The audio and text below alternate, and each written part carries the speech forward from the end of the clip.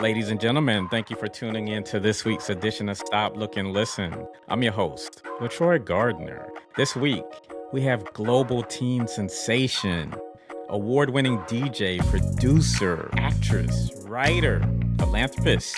She switches up your happiness. We have DJ Switch Ghana. Welcome to the show. Thank you so much, LeTroy. What's up? How you doing? I'm So doing great. I'm doing great. wonderful. So, what, did you just graduate from high school? I did. I did. I just graduated. Congratulations on that. Thank you. Thank you so much. What's next? A lot. A lot. I went on live and I was talking to my fans and I was talking about how like there's so much more that I can do right now because before it used to be, oh, I get out of school at 3, so we're gonna have to wait. But now it's like when you want to do it. In the hmm morning, in the afternoon, at 12 a.m., I'm down, right? So there's so much coming up. I've got so much in my mind, in my head, probably trying to teach people what I know too. That's also something that I hope to be able to do. And also rushing out projects, man, making music and rushing out different kind of creative stuff. Okay. So no college? College for sure. For Okay. sure. So how did you juggle? How did you juggle all of this? Because I mean, you started while in elementary school. Yeah. While I was in elementary school, it's so hard for me because whenever I'm comparing the educational system, I have to like go back in time and go, what did I think is elementary? Because it's junior high school for me. But yes, Okay. elementary. Yeah. Yeah. So how did you juggle? I guess honing your craft, one, the success while still getting your education. I'm not gonna lie, it was pretty tough. It was pretty tough. I think as you kind of go up in grades, you realize how tougher it gets. Because before it was like, okay, 1 + 1, 2 + 2, 2 times X, right? Now it's like, okay, find the percentage of the amount of money, what now, blah, blah, blah. I'm like, dang, and now I gotta go home at like 4 p.m. and I gotta like come up with something to upload. It definitely was tough, but I think it kind of came easily too. If I was like moving around and I had an idea of something that I wanted to do, I always had something at hand that could help me store the idea. And so immediately I get back home, I always had the time to be able to, or even create the time, not necessarily always had the time, but create the time to be able to make the content on off days. Maybe in the morning, I know, oh, I'm making this content, I'm putting it out and whatnot. Definitely was tough, but I think by the grace of God, I kind of did it so effortlessly. It doesn't seem Uh-huh. so tough. Right. So you grew up in Ghana, Hmm. born and raised. Just talk about the upbringing. I've never been to Ghana. I've been in Nigeria. I've heard there are some similarities, but there's some Hmm. things that are different as well. But yeah, Yes. just talk about your upbringing. Man, I think that I have 4 brothers. I'm the only girl. So I grew up and I have a ton of male cousins too. So I grew up being one of those girls that played football, soccer. I never really liked any of like the games that the girls would play because I have so many male cousins. I always ended up like concrete wrestling. That's like my upbringing when you think about it. Like a bunch of guys and a girl just going at it, just concrete wrestling. I grew up in a rural place, so the hustle and bustle. I'd never really had necessarily a music background. My mom sang, but it wasn't like there was somebody in the house that was like actively doing music when I was growing up. So yeah, I grew up in the western north part of Ghana. I was a pretty average girl, I'm not gonna lie. There wasn't really anything crazy that was happening, except for the fact that I was doing poetry, and that's how my story kind of started. I started out doing poetry, and we had district competitions, and then I ended up winning a regional competition with the poetry, and that's when my mom was like, and everybody was like, yo, you need to like take this kid out to the national competition to go try out and that's where my story begins. Apart from that, it was just regular little kid stuff. Yeah. Like you said, concrete wrestling and soccer. Yup. Yup. I have 4 brothers. I always think of I don't know how I survived, but I've never broken a bone, so. And with you being the youngest, the older siblings always kind of use the youngest sibling as the guinea pig. Like Yes. let's At throw her that around. Let's throw her in the uh-huh. pool and see if she makes Yeah. it out. At that time I was the youngest for sure. I didn't have my 3 little brothers. It was myself, my elder brother, and all my elder male cousins. So yeah, Uh-huh. for sure. I have a Yeah. scar to prove it, but yeah. Well, it made you tougher and, obviously excelling in all that you're doing. When did you first discovered DJing, and could you share that moment when you first stepped behind the turntables? Yes, like I was saying, it was from the original competitions that my whole story began. So I was after I had won the original competition, it was kind of like, yo, man, I won it with poetry. So I was a poet. I My mom used to go find. My mom is a teacher. She used to go to the library, go find books that had really cool olden poetry, Ghanaian poetry that she thought I would be able to memorize and it would be very impressive. At some point, I don't know if you know the book, The 48 Laws of Power. She I had do. me memorize the entire 48 Laws of Power. And so I would just say it, kind of to work my memory out. I would always say it. So I started out with poetry. And after I'd won the regional competition, there was a lot of hustle and bustle in the place that I came up from. And they were like, yo, you need to take her to the national competition and whatnot. So I had everything prepared to go as a poet for the national competition. And so 5 days to the audition, my mom kind of thought about it and went, man, everybody that goes on that show is either a singer, a dancer, or a poet. You're not really gonna stand out no matter how good your memory is. We gotta find something that makes you different, something that makes you stand out. So one day she just showed up to my school and said, yo, get in the back of this motorcycle, we're gonna make you a DJ. I had never used a laptop before. I didn't know what DJing was. And so I remember it was a motorcycle. There was a man that was riding the motorcycle. I was in the middle and my mom was at the back. We went throughout my town to find somebody that could teach me how to DJ. And so I had to learn how to DJ in 5 days to go to the audition. And then I ultimately won the competition. Yeah. So, I mean, let me reiterate that to the listeners. She just said she learned how to DJ in 5 days and won a Yeah. competition. How many hours did you put in? Almost every single, like, I went to school.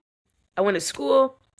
Immediately I was out of school. I wasn't walking no more because it was me. It was the kind of place I grew up in. It was me and my brother. We get out of school, we dash into the coconut farm, we go walk on foot, go back home. But then when I started learning how to DJ, I wasn't walking no more. So immediately I get out of school, I'm hopping at the back of a motorcycle. We're going straight to go learn how to DJ. On a Saturday, you'd find me morning till dawn, just learning because I had to learn how to use the laptop. And then how to understand. I started with virtual DJ, how to understand virtual DJ and what any of those stuff were before I even came to the DJ console, before I even came to how they work together, before I even came to skill, playlists. So I had to spend every single time I wasn't in school on it. And well, you were like 10, I was like 8. 8? Wow. Yeah, 8 going on 9. Yeah. Okay. So yeah, that just throws me for a loop there because at 8 years old, I'm playing outside all day with friends and watching cartoons, and you're winning DJ competitions after 5 days of prep. Yeah. So you remember your set, like some of the songs that you played? I do. I do. I remember for the competition, you would. So one thing about the competition I went on, Talented Kids, it was they would give you a theme for every single week. So say hip life, which is a Ghanaian genre. We had a hip life time where it's like everything you do, you have to incorporate the culture of hip life, whatever you wanted to do. It could be the music, it could be whatever you wanted, but it had to do with the culture of hip life. And so I remember we'd make the playlist and it would be just olden hip life songs. And one thing about old school is it doesn't matter what country you're from. If you drop an old school mix that everybody loves, everybody's gonna go crazy. So I remember that playlist for sure because it was wild. It was like, dang, I wasn't even born when they made these songs, but I even like them. Like, yeah. And Talented Kids is kind of like an American Idol It's like competition. AGT. Yeah. Okay. Yeah, Hmm. America's Got Talent. Yeah. Okay. So you continued obviously, and you've won other awards as far as Ghana DJ of the Year, Entertainer of the Year, Discovery DJ, Best Female DJ. Like, did you feel after Talented Kids that okay, this is what I want to do the rest of my life? This is my career path, or still needed some convincing? It's so funny because whenever I like think about, I've asked this question so many times. And whenever I like think about what I wanted to do growing up, I realized as a child, there was one incident I've never said this anywhere before. There was one incident that happened when I was a child.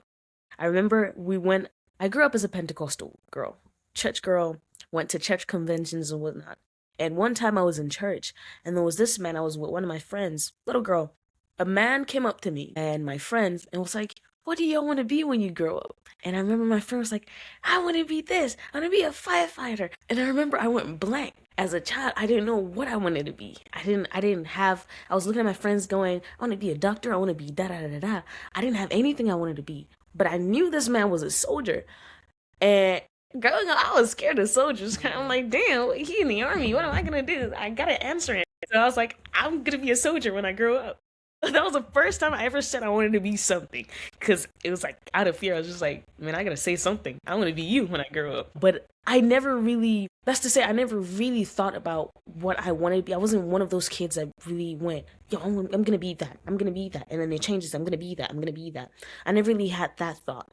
I guess if you look at how I grew up, there was always a pattern, and it had to do with music, even if I didn't realize it myself. I used to stand in front of the TV, and it was we had a radio station that was basically kind of like MTV. All they did was just play music back to back, back to back. And I watched that TV station so much, I kind of knew the song that would go right. I'm like, okay, after this song, they're going to play this.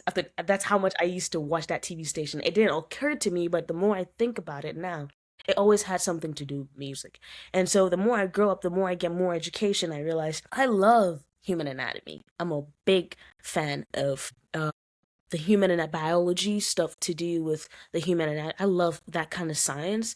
And I realized that I kind of have a passion for women care and being able to help deliver children. Because when I look back at what my mom went through when she was giving birth to me and all of that stuff, I realized I kind of enjoy that too. So I realized if I love these two things so much, I might be one. I might be just both of them. I'm going to be a gynecologist and a DJ and just do every single thing else too.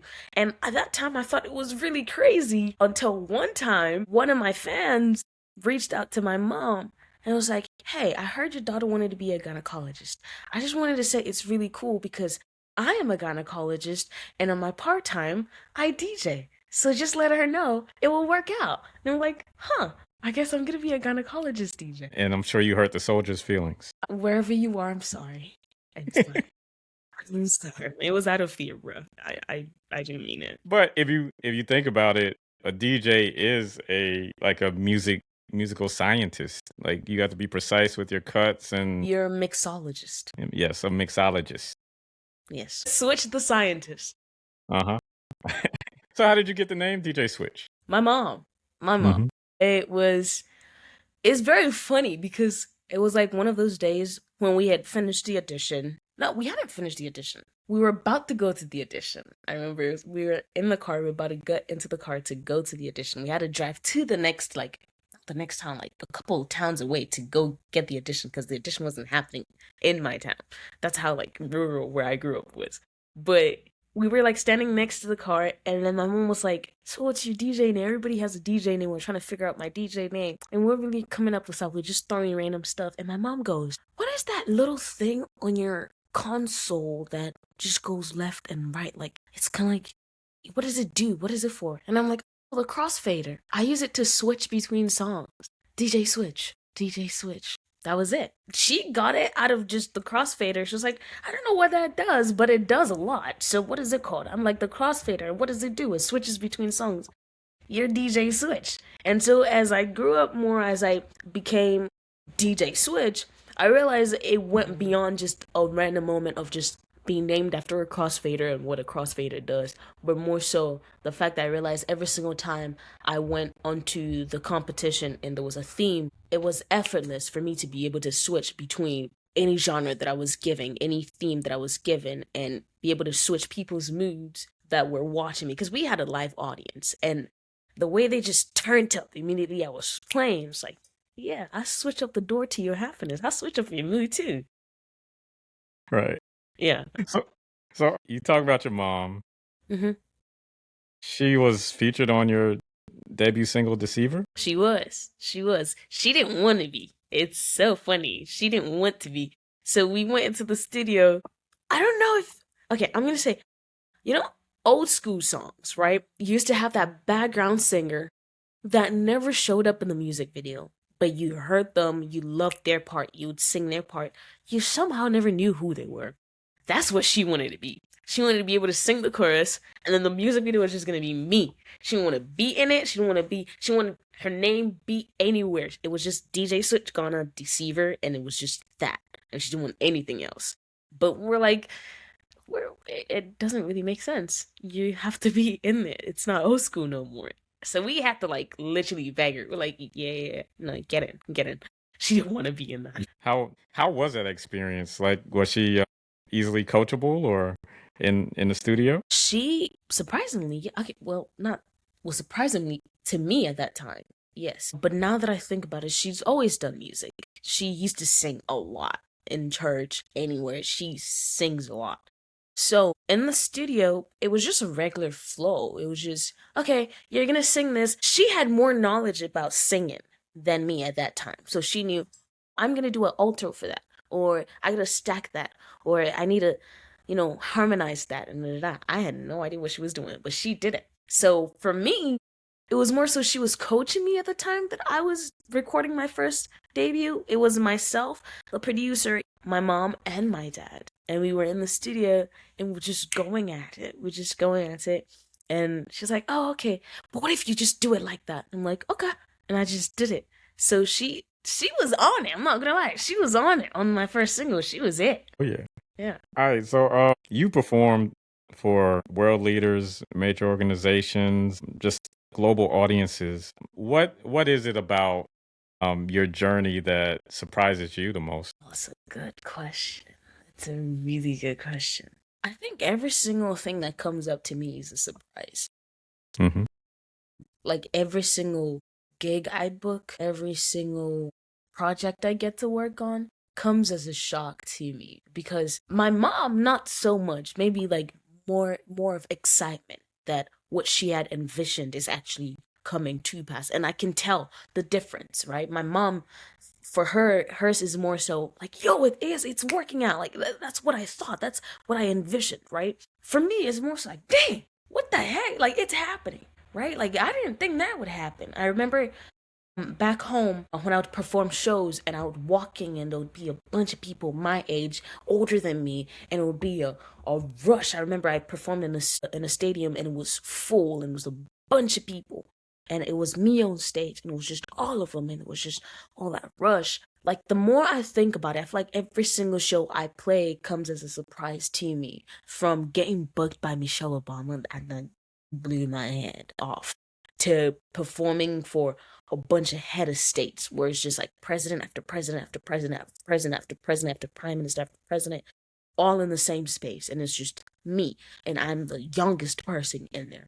Everything comes as a shock to me, as a surprise to me, not because I don't envision myself doing something big, but because it is crazy. It is crazy when you think about it. Yeah. So like, take me inside of your head, like, because like you said, you've been accomplishing all of these amazing accolades starting at the age of 8, and about you've been doing it for 10 years, and like you said, you're walking into performances with some of the most famous, successful people in the world as the youngest person in the room. How are you not intimidated by that? You know, I used to get asked the question, do you ever get nervous when you're performing? And my answer had always been no, I don't.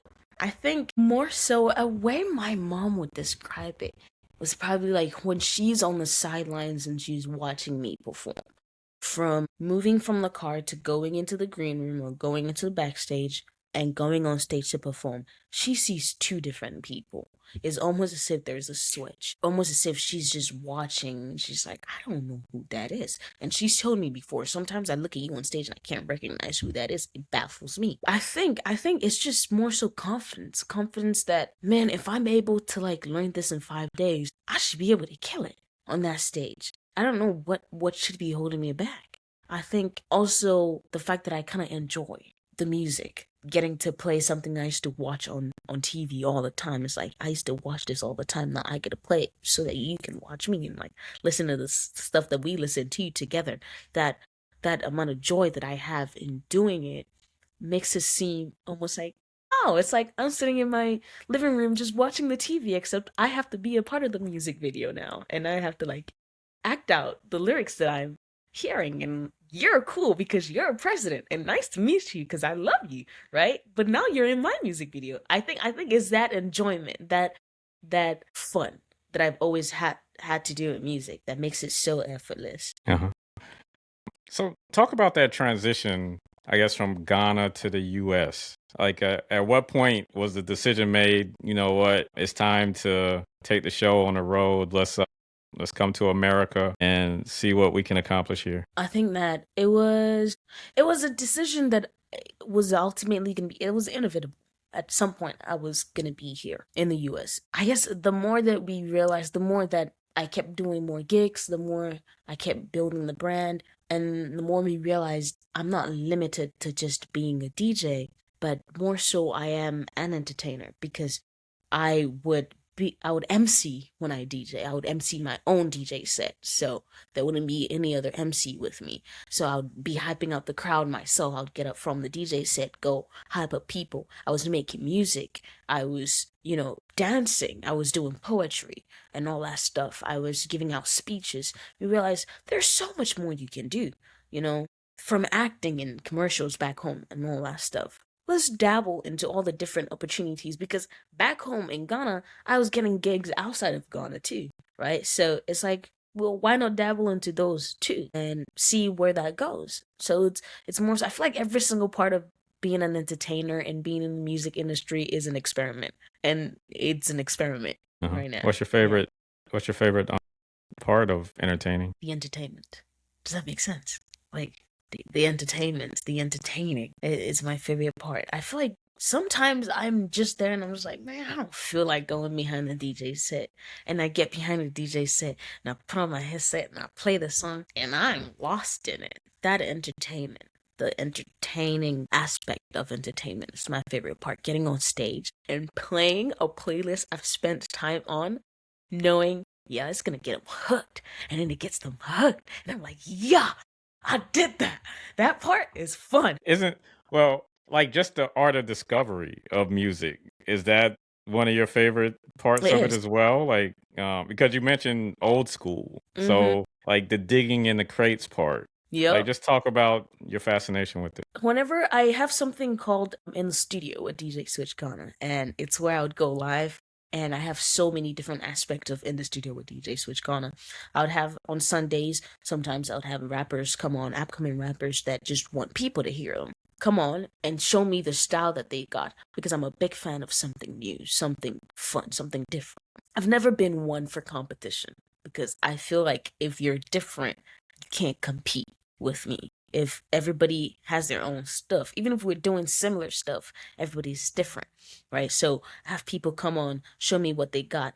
And I have in the studio with DJ Switch Ghana where I listen to released songs and kind of like break it down, the instrumental, the maybe what I perceive would have been the inspiration for the song. And I realized that being able to dabble into so many different genres and not limiting myself to a specific genre as a DJ. There are people who are like, they go, oh, what kind of music do you play as a DJ? They're strictly Afrobeat DJs. They're strictly R&B DJs. And so not limiting myself to a specific genre and being able to like feel free to dabble into different genres is giving me the chance to discover that when you're able to dabble into so many different stuff, when you're going into different aspects of music, they all intertwine. So if I'm breaking down, if I'm listening to Ella Fitzgerald, a Tisket, a Tasket, and I'm going, damn, I like that. I like that timing.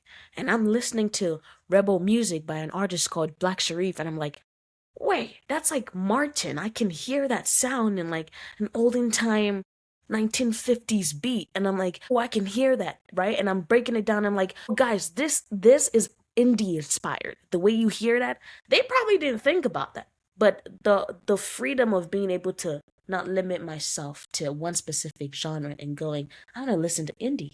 I want to hear what alternative. I've worked on an alternative rock song before, alternative metal song before. I don't, where I come from, we don't listen to metal, we don't listen to rock, at least not the majority, right?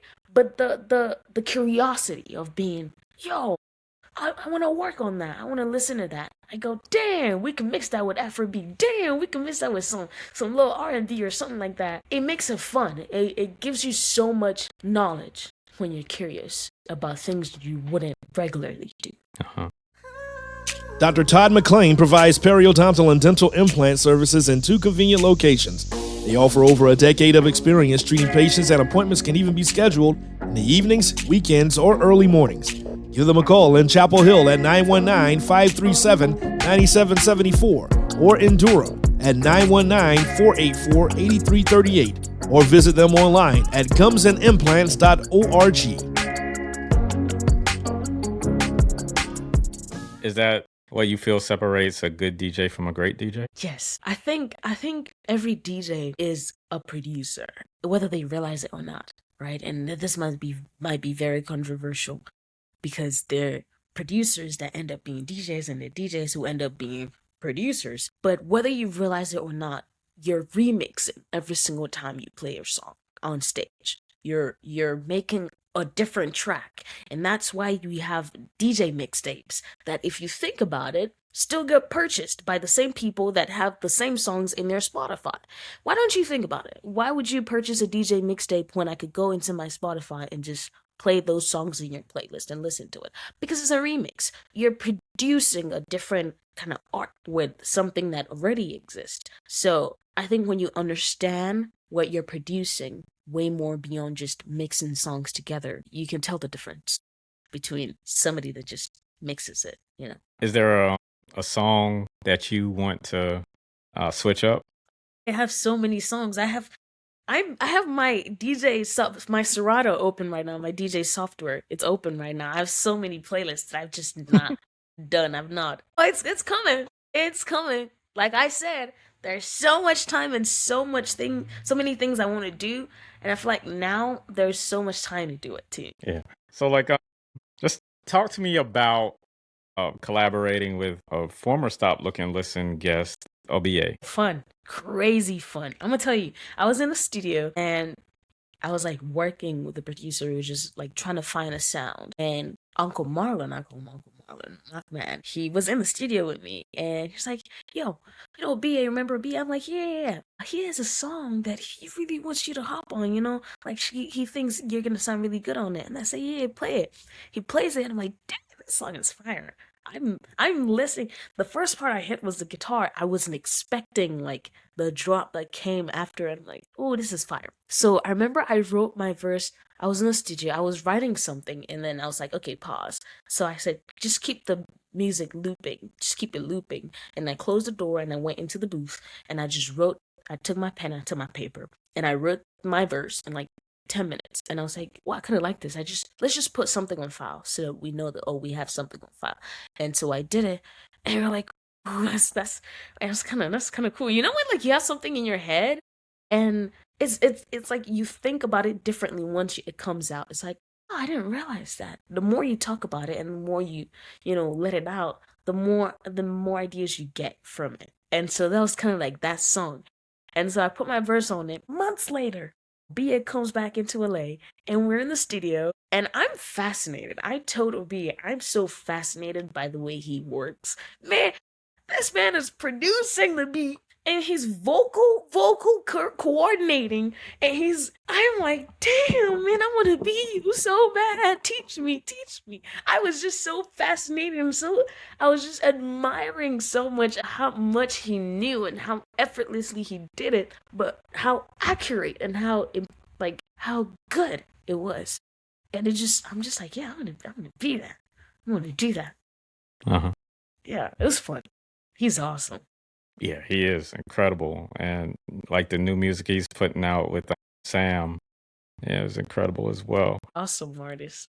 So you just mentioned Uncle Marlon McLean. How did you get on his radar? Yo, I'm gonna tell you, I'm not kidding, bro. See, when you ask me what are certain things that happen that shock you or surprise you, that's one of them, man. I don't know. I have no idea. Those like some of the things that surprise me too. My representative, my manager, his name is Francis O'Neill. He reps a bunch of different talents, right? And I think that was the connection that It was between my rep and Uncle Marlon, and it just happened so naturally. I don't even like remember how it happened, but it's so fun to be able to be in the space of somebody like Marlon McClain. It's honestly, it's a privilege, it's an honor. It's one of those stuff that when you think about it, you're just like, dang, how did that happen?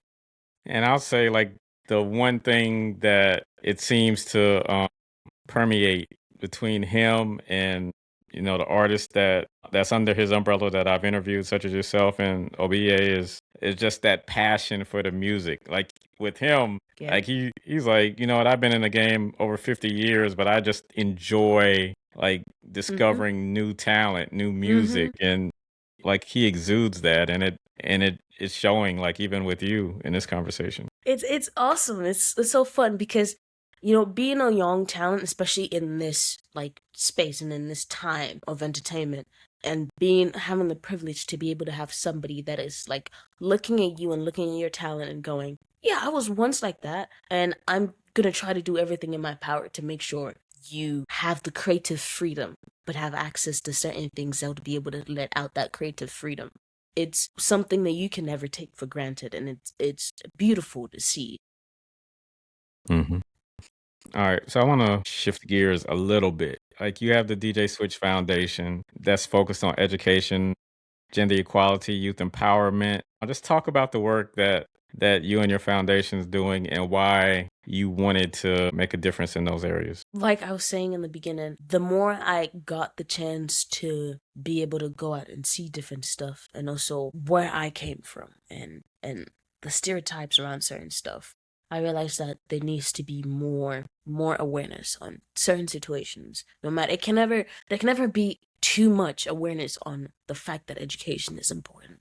There can never be too much awareness on the fact that good health and well-being is one of the key things to being a safe human being, a healthy human being, living in a sane space as a human being. And there can never be too much awareness on gender equality, no matter what space you go across. And so the more I get the chance to be able to, personally, I came into an industry that back home, I was the first DJ ever to go onto the competition Talenticus that I went on, and I was the first female DJ. At the same time, I killed two birds with one stone. And I realized after that, there's been so many other DJs that come on it, and I'm looking at them, I'm like, this is awesome, right? It's not limited. I see female DJs, I see young male DJs coming up, right? And when I became a DJ at the Ghana DJ Awards, I won Best Female DJ of the Year, but not only that, it was the same time that it was the first time that a Best Female DJ of the Year won Best DJ of the Year overall. And most of the time, that category is won by the males. So there's so many different things in society that influence the DJ Switch Foundation, from where I grew up and seeing the education that people get not being upped to what they should be able to get, or what I am privileged enough to be able to get. And that's what the DJ Switch Foundation is there for. And that's why at some point we donated 50 dual desk and teachers' tables and chairs to a school to say, hey, I see you and I feel you, because I come from a situation like that. And if I'm privileged enough to be able to put into a situation where I can help, I'm going to try my best to help, even if I don't have everything that would be able to help you, and those three goals, the good health and well-being, gender equality, and good education, were inspired by the Sustainable Development Global Goals, which I had the chance to be able to get to know about during Goalkeepers, during all the UNICEF gigs that I've been able to play in, all the World Bank summits that I've been able to get to learn from world leaders and the importance of them, and learning that, man, these are three things that are key to a society: that you're educated, that you're healthy and you're safe, and that everyone is equal. And that's what, no matter what field you find yourself in, you want to be able to portray. And that's what the DJ Switch Foundation stands for. Okay. Amazing. And like I said, you've been doing this and you're still only 18. How can we help contribute to the DJ Switch Foundation? I try to do a thing every single time, a project every single time. I started a project called Community Reads, where I would collect books and they showed up and showed out. It was a bunch of books. We took it to a library in a rural area, different libraries in different places that don't have access to books or new books or anything like that. And I think the best way anybody can help contribute to this is just tune in, follow DJ Switch Ghana, follow the DJ Switch Foundation, and try to stay up to date as possible because I'm always dropping new stuff. I had community reads with DJ Switch Ghana and DJ Switch Foundation, where I would go live every single time. We would tackle a new topic every single time. We talked about the importance of mental health. It went beyond just music, the different fields, the stereotypes around it, and all that stuff. How can we contribute? Who has access to therapy and whatnot? And how would you be able to get access to it? So I think it's more so just staying up, following DJ Switch Foundation, and engaging into the community. It's the community that matters, and that's how you get to know what we need as a community. All right, so fans know DJ Switch Ghana, but what is something about Erica that people would find most surprising? That I think it's probably the fact that I am a bit introverted. Not a bit, I'm quite introverted. People don't like, I used to have this thing, I still do. Whenever I go perform, and people come up to me after my performance and they come to say hello, I'm always so quiet and I'm just standing and I'm just like, hi, nice to meet you. And they're like, what? That's not who I saw and that's not the person I know. I'm like, yup, nice to meet you. I think that's one thing that people will probably get shocked when they find out is I like to, keep to I think it has to do with, well, my persona also, but also being a creative and sometimes being just alone, wanting to be just in the studio and just by yourself and in what you're doing. That I guess a way it intertwines, but that's probably something it has shocked a lot of people, that I'm not as active as I am all the time when I'm not DJ Switch. What do you see when you look in the mirror? Oh, that's a good question. Yo, what do I see when I look? I think whenever I look in the mirror, everything I've seen is what I'm trying to let out after my graduation. And that is the poet, the singer, the producer, the creative, the conventional artist, the controversy. I'm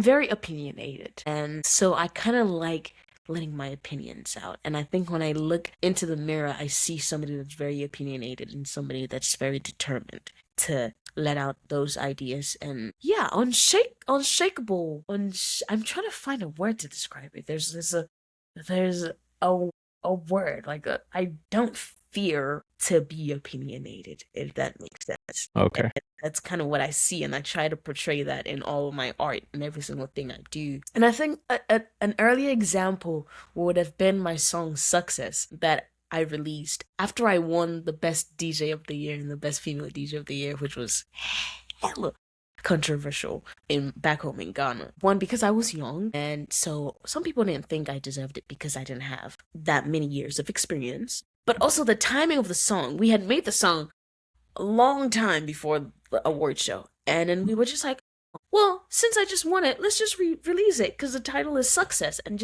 let's just release it. And I realized that when you listen to the lyrics, the chorus goes, if you love me, I love you too. I can't kill myself for nobody. And at that time, there was a bunch of talks about whether I deserve it and how they're like big people in the game that probably should have gotten it because they have so much experience and so much time on their hands to have done it for so long. And I just came into the game and it was just, and I'm just like, wow, I can see why they're so irked about the lyrics and the controversy going on, because it seemed like I was just dissing everybody. But in that moment, I wasn't worried. I wasn't going, man, everybody's just attacking. I thought it was so fun because I was just being opinionated. And I just, I think that's kind of what I see when I look into the mirror, is that fact that I don't fear to be free. And Okay. That's what I was saying. Like being in a space with somebody like Marlon and Uncle Francis and everybody and OBA, there's no fear in being opinionated in your art and what you do. And I guess that's kind of what I see when I look in the mirror. Yeah, and I mean the fact that your home turf didn't think you should win. Is that something that you encounter a lot in the industry, being one, a female, but then also like so young that there's like additional barriers that you feel you have to crash through? I mean, I think that's what I was saying when I was saying like equality matters, and I think it happens everywhere, not just like in my home turf. There's always that really good newcomer that does it so well, but then there are people who just have, for a lack of better words, an old mindset, where it's like you have to have done it for so long to be able to be rewarded, not so well. So there are people who are like, how long you do it determines your reward, not how well you do it, right? Which is not true, because you can do it in such a short amount of time and do it so well compared to somebody who has made so many errors. Not to say you haven't made any errors, but somebody who has done it for so long and hasn't done it as well as you, right? So I think it happens everywhere. It's just it's kind of, I guess in that moment it was it's new. It was new for people to see somebody that young. I was the youngest ever to win the Discovery DJ of the Year, and the Discovery DJ of the Year is basically like new artist of the year. It's like, yo, this is somebody new. Discovery DJ means that's a new DJ, the new DJ of the year, right? And so I was the youngest to win that. And so that in itself was new. That in itself, it was kind of like I said, unconventional. It hadn't been done before. So everything else was new. It's like, look at the little kid. What she know about DJing? And now she's the best DJ of the year? What you talking about? That man has done it for 15 years, right? So it's not, dang, she's so good. But it's more so, she's so tiny. What she know about DJing? And it's everywhere, right? So I don't think it's something that, it doesn't necessarily bother me. It's just, I've come to realize it's everywhere. And that's kind of what, every single time I talk and every single time I share an opinion, I try to make more awareness of the fact that your age has nothing to do with what you're doing. It's how well you do it. It's whether you're capable of doing it. It's whether you're good at it, whether you know what you're doing, whether you're more experienced, and whether what you're doing deserves what comes with it. Because whatever you do, you're doing it for a reason. And so when you get what you're doing it for, it has nothing to do with your age, but more so how well you. So for someone that has accomplished so much so fast, what does success look like for you moving forward? I think being able to release everything that I've harbored in my head that time hasn't been able to let me. Being able to showcase how diverse my brand is. I feel like that's something that a lot of people that follow me know, but it hasn't necessarily been established into the heads of people of like, damn, she does it all, right? Being able to show that, yeah, she actually does do it all, like from making music, you get to see DJ Switch Gardner as an artist, and then as a producer, as a poet, as a writer, as a DJ, being able to establish that's what that success looks like moving forward. Okay. All right. So what's the next project then that will be coming out of your head that a lot of songs, time has prevented?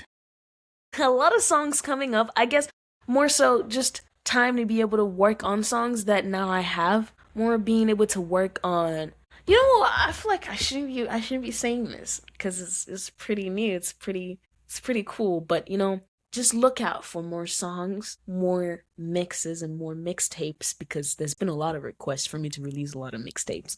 I'm going to release a lot of mixtapes. I promise you, I'm going to release a lot of mixtapes. Keep up with DJ Switch Gardner on all platforms because it's going to be fun. All right. Well, you just plugged yourself. If you want to leave us with a parting shot, feel free to do so. Yeah, of course. It's your girl, DJ Switch Gardner. Hey, on all platforms, YouTube, Instagram, Facebook, Twitter, Twitch, wherever. Find me there, Spotify. We're about to go wild, man. We're about to go wild. It's a change that I want to have everybody come along with me. So if you get a chance, just hop on the ride and let's switch up. All right. DJ Switch Gardner, it's been a pleasure. Thank you so much for having me. Stepping into your orbit for an hour and, the inspiration, the drive, being able to learn how to DJ in 5 days and becoming a global superstar. This is amazing. And then the philanthropy, the work that you're doing for gender equality and education and healthcare. I salute you. Thank you so much for having me. I really appreciate it. All right. And for Stop, Look, and Listen, I'm your host, LeTroy Gardner. See you next week. Peace and blessings.